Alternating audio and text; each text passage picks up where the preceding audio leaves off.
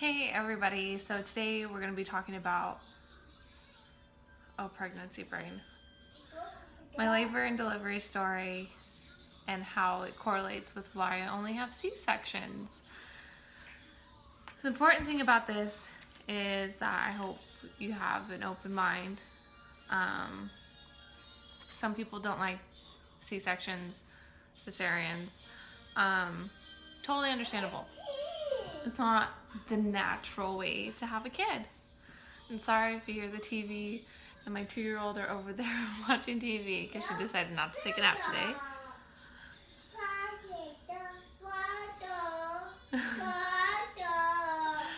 She's watching Mickey Mouse Clubhouse. When I had her, I didn't have her until a week and a day after her due date, which isn't that significant to most people, but to me it really affected some of the things that I could and couldn't do. I don't really think it mattered all that much, but it was still a long time. So what had happened is during that pregnancy, my belly was measuring about average, a little bit above average, but not something to worry about. I gained a total of 69 pounds throughout that pregnancy. I was really healthy. My first trimester, I had the morning sickness. For me, it was all day sickness, and to the point where I lost 5 pounds, couldn't eat. But my third trimester, I gained all of that weight basically almost all at once. I didn't get any stretch marks, at least not on my stomach. And so we had no idea how big this baby was going to be. We only did one ultrasound. Everything looked perfect. She looked fine until we induced labor with a balloon catheter. So I did try to have her the most natural way, at least vaginally, even if it was medicated.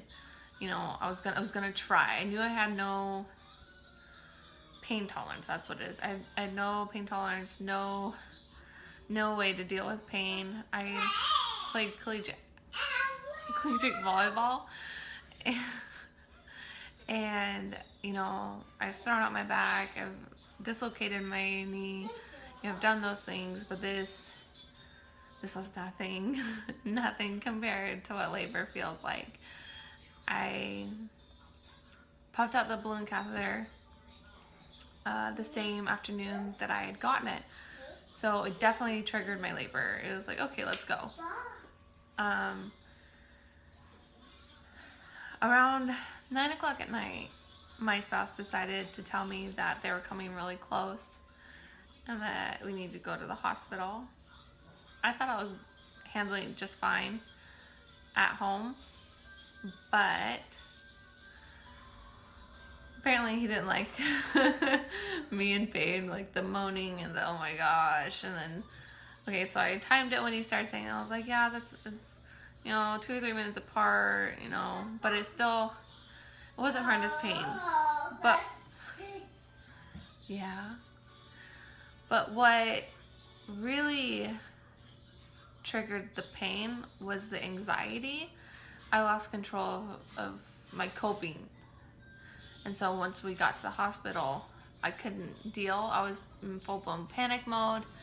And so at 3 centimeters, like that's all I got to. I dilated to 3. And then they gave me an epidural, I think. So I got there about 9. Got the epidural about midnight, 1-ish. Because you have to wait a little bit sometimes. They can't just like pop it in and take someone specialized. And what had happened is, so they gave me the epidural, they broke my water for me, so then I dilated to 5, which is important because staying at 3 after your water breaks is not a good thing. And when I had the epidural, you have to flip sides to make sure you get the pain relief evenly. Every time I go to my left side, my daughter's heart rate would plummet. And so they ended up having to make sure they watched me whenever I was on my left side, because I was on my right side. She was just fine, no stress. I was having like 10-minute long contractions that I didn't have to feel, thank goodness. But you could just see them on the monitors and stuff like that. So I wouldn't have dealt with that well, that's for sure. So at one point, I went onto my left side and her heart rate dropped so bad that they had me flip back over, which wasn't that bad because I couldn't feel anything, I guess. And I was more worried and concerned about her and her safety, her life, than I was about me feeling a little bit of pain for a little while. Yeah, I said some pretty stupid stuff when I was in pain, like I'd rather be dead or Chase, who's my spouse, punch me. I don't want to feel this anymore. I'd rather be knocked out. You know, you say some crazy things when you're in pain like that. I know, she makes a lot of noise, but I love her. And so having these long contractions and seeing them, and I wasn't worried about myself at this point. I was worried about her because her heart rate. And then morning rolls around, still doing the back and forth, like pretty well, I'm not sedated. Pain management was perfect at that point. I had one of my doctors come in to make sure that everything was okay and that she wasn't under too much distress.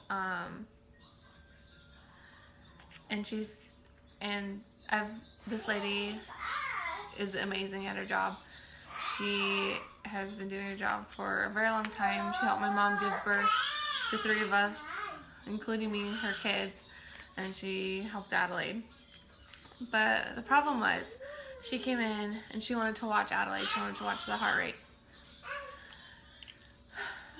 And she's like, okay, we'll go 15 minutes. If you don't dilate fully to a 10, because I stopped dilating at a 9, then we're gonna have to take her out via C-section. I was like, okay, which is a little scary to hear when you're trying to not do that. You're trying to do it, you know, what's considered the normal way.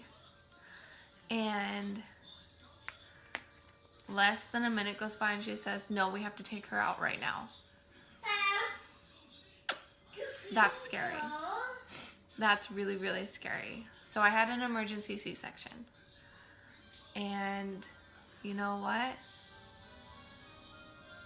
I would rather have it that way than have lost my daughter and potentially have lost my own life by trying to give birth naturally. So what we found out, they cut me open, took her out. She came out screaming. She was a big baby. Like, the first words out of their mouths were, whoa, she's big. She was a big kid. She was an ounce short of 10 pounds, which is very, very large. Too large for someone my size. I have had no hips my entire life. I mean, you can tell I have a little curve, but that's literally just my waistline to my hip bones, and that's not a big one. I'm just busty. And I'm totally fine with that, but it's not good for having babies. Oh, there she is. Hi, Adelaide.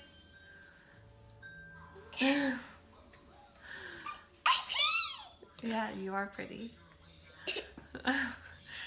And because I was so narrow, I wouldn't have been able to give birth anyways.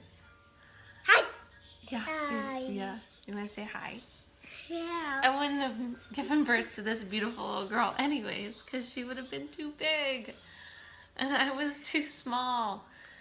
And so from that point on, I knew that I would only be able to have children via C-section, or unless I was really early preterm labor, because then I could probably push the baby out really quickly, because I just don't widen far enough. My hips are too narrow. Even they do widen, but just not enough. And I couldn't imagine a world without this little girl. And so I would never go for a VBAC. That's a vaginal birth after cesarean. I am not willing to take the risk for my child to get stuck, potentially lose their life. And I know it's dangerous to have a surgery for myself, but I will always put my children ahead of me, even the ones that aren't born yet. I couldn't imagine. I can't see any other option with realistic outcomes. I could have tried, but it was very, very so much not recommended for me to have a vaginal birth. It just wasn't realistic, especially with the size of kids I have. I mean, I'm 31 weeks measuring around a 33, 34 week baby.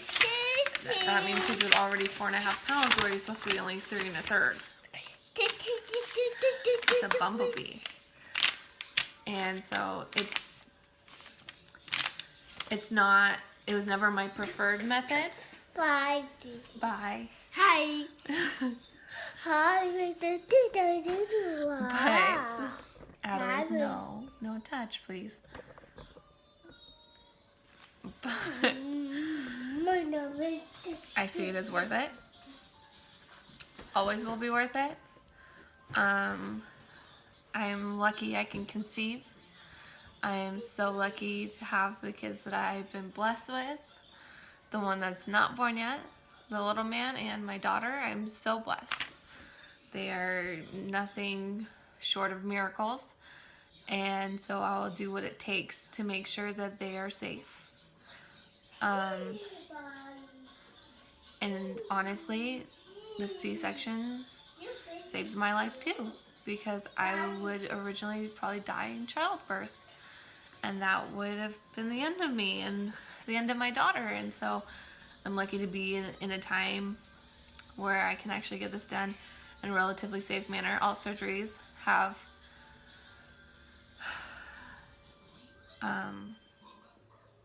consequences, I guess I should put it that way, because not everybody bleeds out, not everybody gets an infection, that doesn't happen to everybody. I had a perfect C-section, except for I did have hot spots when they cut me open at the end when they were getting ready to close me up, and I felt it so much that they put me to sleep for a minute, which is totally fine. I had saw her cry, made sure she was okay, and then I was like, oh, that hurts, and so they put me under. I woke up in the OR just fine. The only thing that we had to fix was the pain management. I have great C-section memories. My mom has had great C-sections, and the woman who did ours is extremely knowledgeable, very talented, has a lot of experience under her belt, which is why she took Adelaide so fast. And I can't say more good things about it if it's what you need. I'm not saying you should opt out of a natural vaginal birth of any sort. I'm saying it's always good to give it a try. You know, that's why they have pain medications, so you don't have to necessarily feel it unless you want to, unless you want to just bear with it.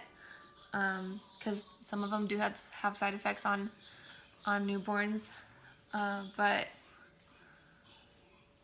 you can't judge what you don't know necessarily. You know, just like the whole breastfeeding versus bottle feeding, you know, or formula feeding. Because it's, you know what's best for your kid, what's best for you and your child. And there's nothing better than doing what's right for you and your family. So that's my labor and delivery story with Adelaide, and also why I have to have C-sections. It's not fun to have a surgery, but, you know, healing after that and making sure my babies are good is all that really matters to me. And if it's the best way for me to do it, then it's the best way for me to do it. I can't imagine doing it any other way or risking my child's life for any other reason. So I hope you enjoyed that little story and meeting my daughter and her crazy antics as she tried to pull the stand down with the camera. But you know, we're all parents, soon to be parents, or somewhere in between. So thank you. Have a great day, guys.